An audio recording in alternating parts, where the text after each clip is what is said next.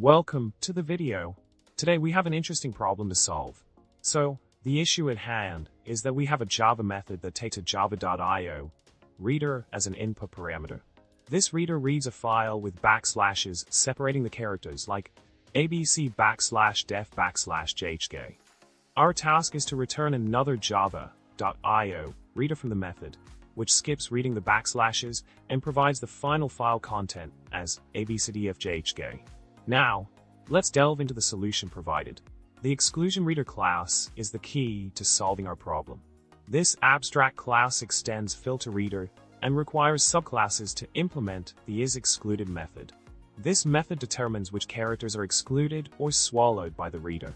The \excluding reader is a specific implementation of ExclusionReader that excludes the \ character from the reading process.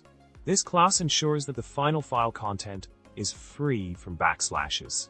In summary, we've seen how the ExclusionReader class, along with its subclass \excluding reader, can efficiently handle the task of skipping specific characters while reading a file.